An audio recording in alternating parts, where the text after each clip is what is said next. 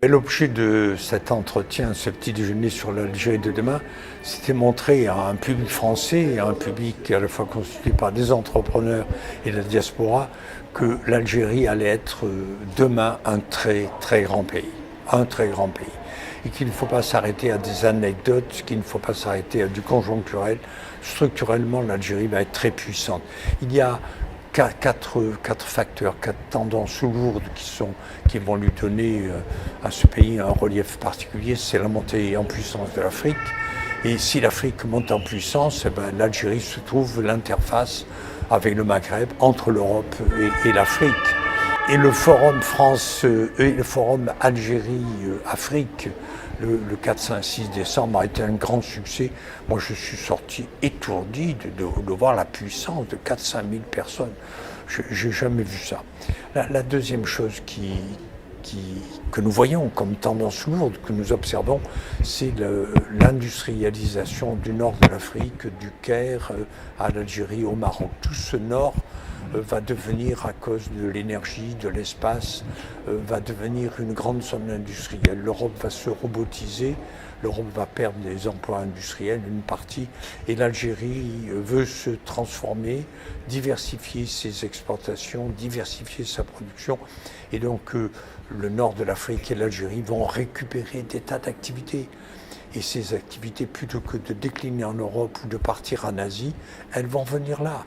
Et donc se constitue au sud de l'Europe une grande zone industrielle de 150 à 200 millions de travailleurs. Et il vaut mieux, plutôt que de voir les Algériens et les Maghrébins monter dans les usines en Europe, il vaut mieux voir le capital descendre et s'installer en Afrique du Nord. Et cette tendance est très fortement ancrée parce que les industriels européens qui sont obligés de travailler sur la qualité sont en train de compacter leur chaîne de valeur. Ils ne veulent plus avoir des établissements au Vietnam, au Brésil, en Afrique du Nord, en Australie. Ils compactent sur 2-3 000 kilomètres leur chaîne de production et dont l'Afrique du Nord et l'Algérie rentrent là-dedans. Le troisième événement qui me paraît important, c'est la vision géopolitique, la dorsale.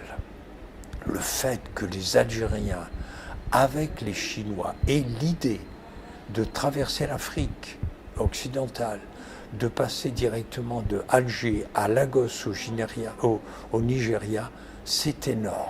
Si l'Algérie, en 4, 5 ans, 6 ans, permet à tous les industriels européens de venir à Alger chercher le nouveau port et de descendre les produits pour les transformer, les adapter et descendre jusqu'au centre de l'Afrique, au Tchad, au Niger, au Mali et au Nigeria, cela évite aux produits de faire tout le tour de l'Afrique en bateau.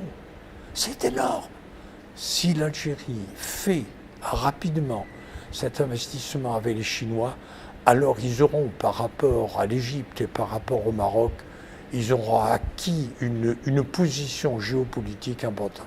Et puis le dernier élément qui me surprend, c'est que parmi toutes les diasporas, la diaspora vietnamienne, la diaspora marocaine, la diaspora tunisienne, libanaise, la plus turbulente, la plus créatrice, la plus nombreuse, la plus concurrentielle, compétitive, c'est la diaspora algérienne. Ils bougent, ils bougent, ils bougent.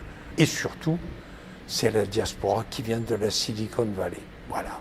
Il y a là-bas 200 à 300 Algériens qui ont fait fortune, qui sont très forts, qui sont dans les nouvelles technologies, qui sont dans les robots numériques, qui sont dans les big data, qui sont dans la modernité.